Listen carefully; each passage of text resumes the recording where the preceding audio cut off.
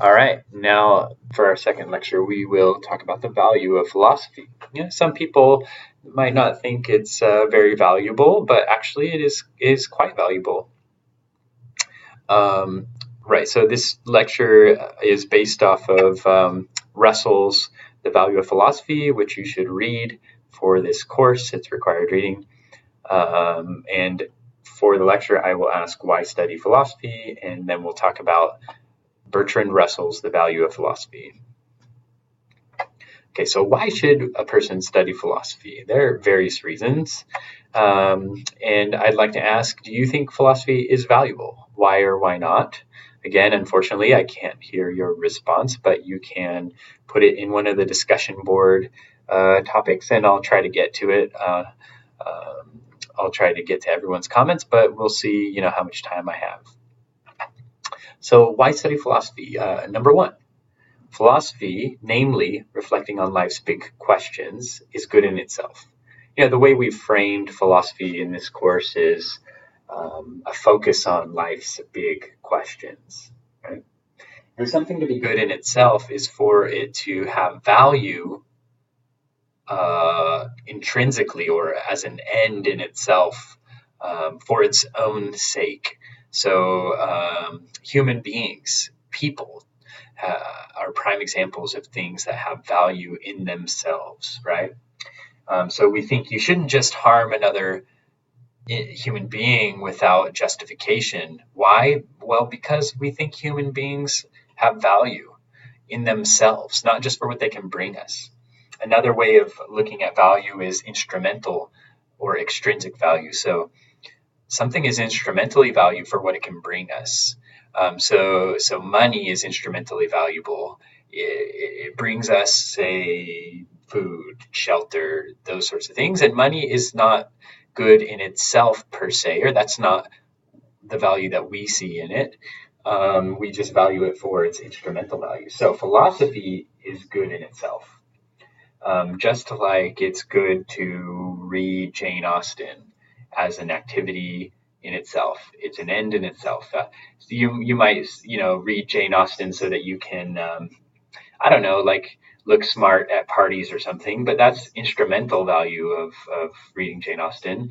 If you're reading Jane Austen for the pleasure of reading Jane Austen, that is an activity that you're valuing in itself. And so philosophy is just good in itself. It's an activity that's worthwhile just for its own sake. And two, it'll help you actually read and write better. You'll become a better, a clear thinker. And if you're a clear thinker, you'll be able to pinpoint an author's main idea right away.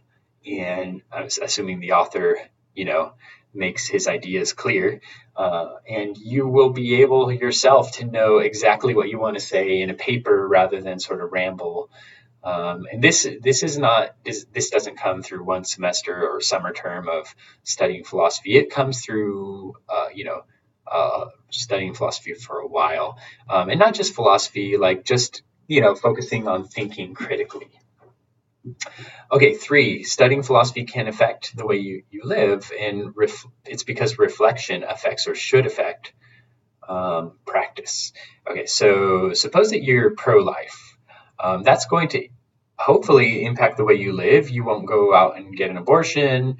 If you're pro-life, you probably think that abortion is murder, and so you're gonna. I hope if you're pro-life, you're going to be protesting, holding demonstrations. Why? Because you think that millions of babies are being killed, 60 million to be exact, since Roe v. Wade.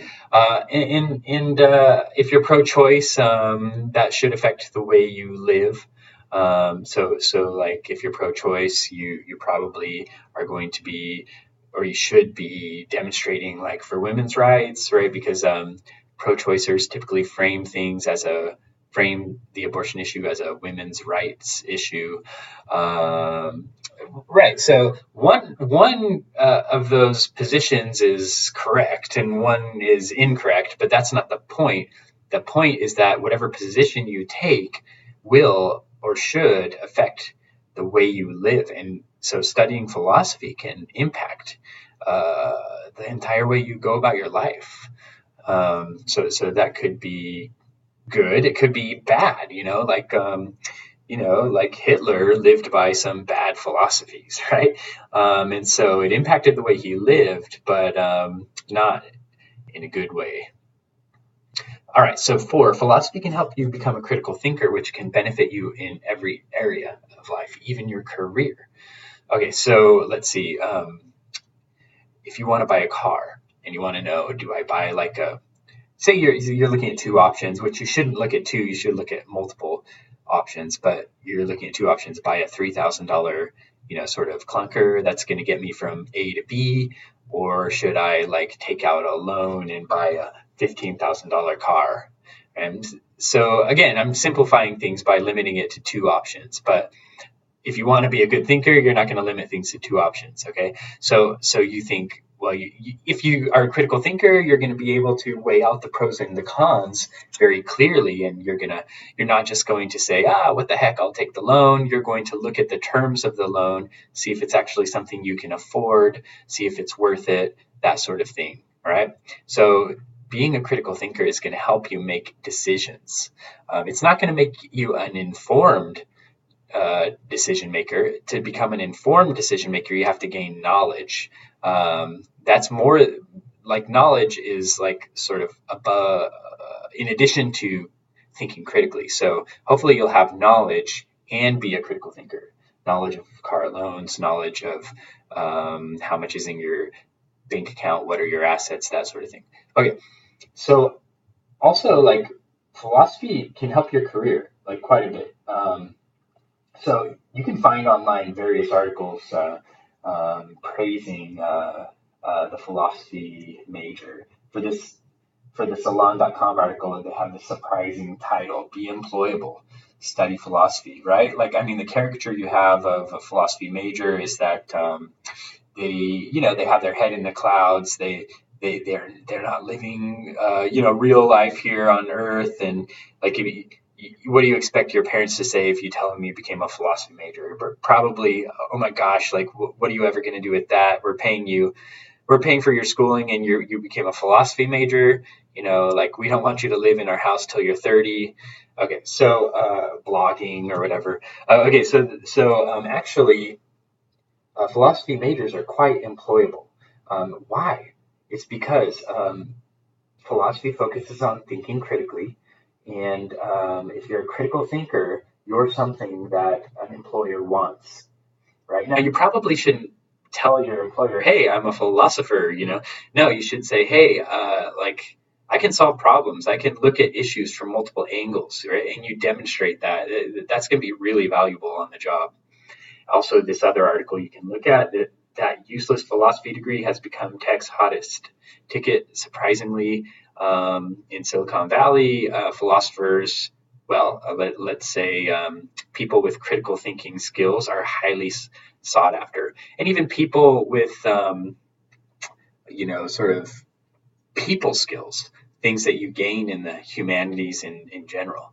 Right. So philosophy majors also, they score the highest of any major on the LSATs, the highest on the GREs, 4th highest on the GMATs, and they have the highest mid-career salaries of non-STEM majors. So STEM is science, technology, what does the E stand for? Engineering and math. Yeah, there we go. Engineering. Okay, so you leave those aside. Obviously, the STEM, people, they tend to be employable and make quite a bit of money. But for non-STEM majors, philosophy majors have the highest mid-career salaries. Why mid-career? Here's my take on it. I don't know if it's true, but because when you graduate from college with a philosophy degree, you're probably not going to make that much money just starting out. You're going to get a low-level job. And you're going to have to work your way up in a company. But the idea is that by the time you're in your mid-career, I don't know, what would that be, your 40s or something, you've already proven yourself to be a critical thinker, problem solver, um, a person who's a self-starter, and you've moved up and you now make more money than most other majors. So surprising facts about that useless philosophy degree. Okay, so let's talk about Russell's The Value of Philosophy. So Bertrand Russell, here he is looking very British with his pipe and such. He was born in 1872, died fairly recently, 1970, and he was a British philosopher, social activist, one of the best, one of the best philosophers in the 20th century, certainly maybe in history. But yeah, very able guy, and in fact, a well-known atheist. So he asks, is philosophy valuable? And he says, some say that it is no more than, quote, useless trifling, hair-splitting distinctions and controversies on matters concerning which knowledge is impossible, unquote. Like, for example, the caricature of a philosopher asking, or maybe a medieval philosopher asking, how many angels can dance simultaneously on the head of a pin? This is useless, seems useless and hair splitting, and what's the point of endlessly talking about the answer to this question? And can there even be an answer? I think that it's an important question, actually. Maybe it helps you understand the nature of immaterial beings, and the way they relate to the physical world, or whatever, But the idea is that, like, hey, yeah, philosophy is totally like, this sort of abstract stuff that doesn't have any impact on the real world. So why is this mistaken? Well, it's based on a mistaken view of two things: the goods of life and the goods of philosophy. It's a view of the goods of life that the goods of life are strictly material and practical. So you need to make money, get a house, get from A to B. How can I tighten this bolt? How can I change the oil in my car? And these are all good things, right? But these are part of the goods of life. To have your material needs met, to be a really practical person, able to get things done in the physical world, engineers, mechanics and such, electricians. So anyway, those aren't the only goods of life, obviously. There are other goods of life: love, friendship, right? Thinking deeply, right? And these are all non-material, and somewhat maybe impractical. So it is impractical, I guess, maybe considering the short term, to read philosophy when you could be out, say, getting a paycheck, right? That's practical, getting a paycheck. Like, I take that money and I buy food. Whereas when I read philosophy, like, my fridge doesn't get any, it doesn't get any fuller or whatever. Okay, so I think that philosophy is quite practical, though, as I said before, about like thinking through the terms of a loan, using problem solving on the job. But the goods of life are not just material and practical. Like I said, love, friendship, philosophy, deep discussions. And it's a mistake about the goods of philosophy. So the people who think that philosophy is just useless, maybe they're thinking the goods of life are strictly material and practical. Although, if they really want to be practical, I think they should do a bit of philosophy.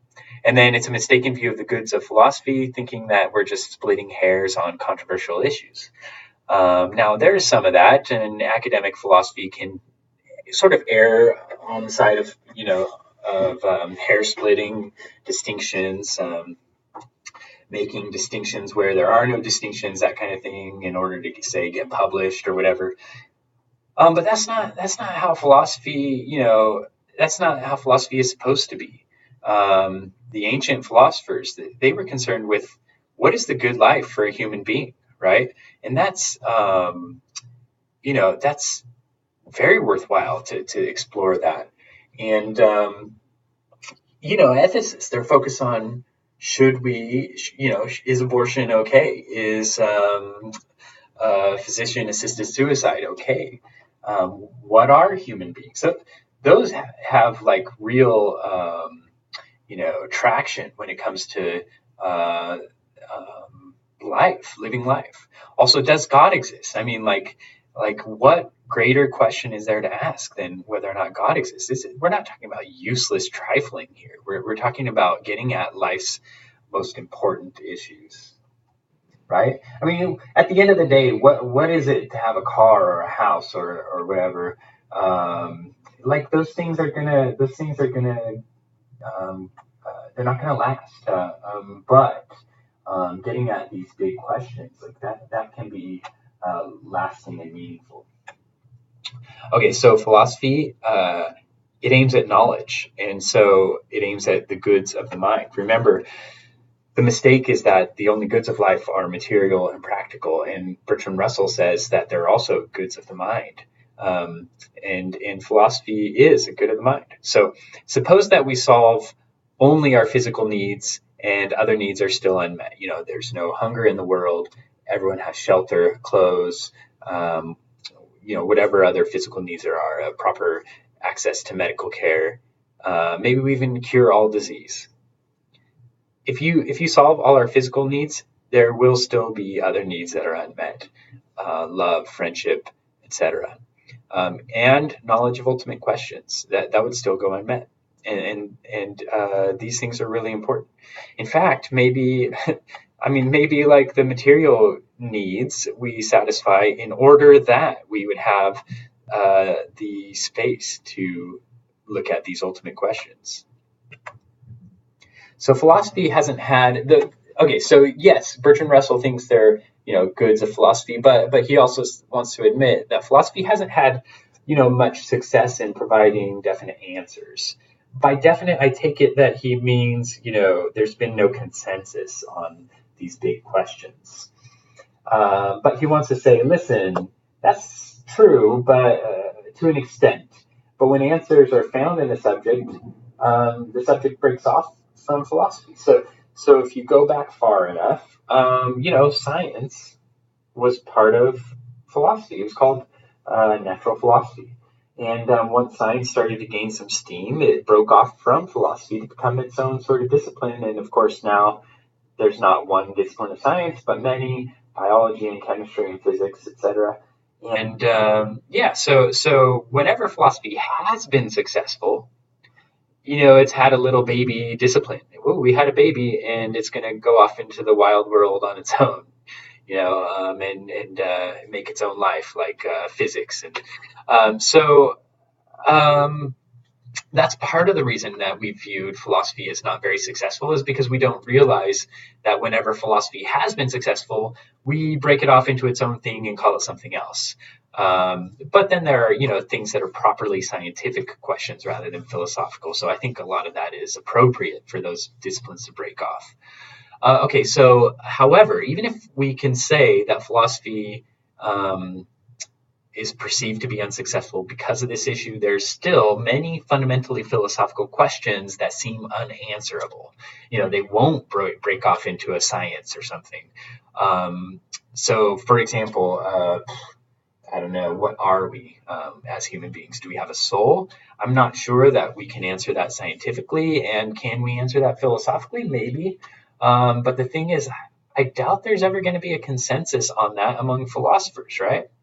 So consider this. If I asked you whether water is H2O or not, you're going to say yes. And you're going to be confident that almost anyone I ask in the entire world, or at least the entire sort of educated world, is going to say yes as well. That's because there's a consensus, a scientific consensus on whether water is H2O or not. Now, what if I asked you, do we have free will?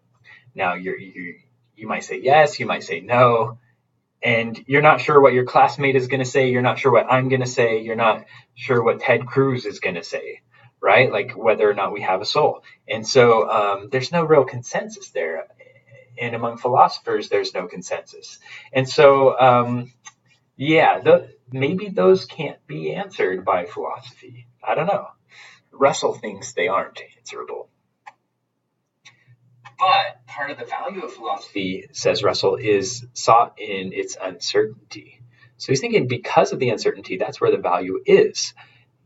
Quote, the man who has no tincture, I don't know if I said that right, of philosophy goes through life imprisoned in the prejudices derived from common sense, from the habitual beliefs of his age or his nation, and from convictions which have grown up in his mind without the cooperation or consent of his deliberate reason. To such a man, the world tends to become definite, finite, obvious, common objects rouse no questions, and unfamiliar possibilities are contemptuously rejected. Right? Like the person who's like rejects philosophy, who doesn't like philosophy. Ted Cruz, for example, he said we need more welders, not philosophers. Um, but he has since sort of recanted on that because he was challenged by people. So he went to read some philosophers and he says, hey, like this is pretty good stuff. Anyway, so someone who has no tincture of philosophy, um, they think everything's obvious. They think that common objects, there's nothing to be really asked about them. Nothing, no probes to be depth, no depths to be probed. Excuse me, and that the world is definite, finite, obvious, right? But when you study some philosophy, you realize that that's just not the case.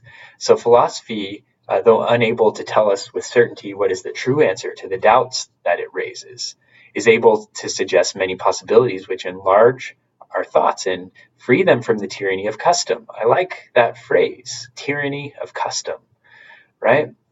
So we're all born into a society with particular customs and assumptions and sort of social agreements and I mean how do we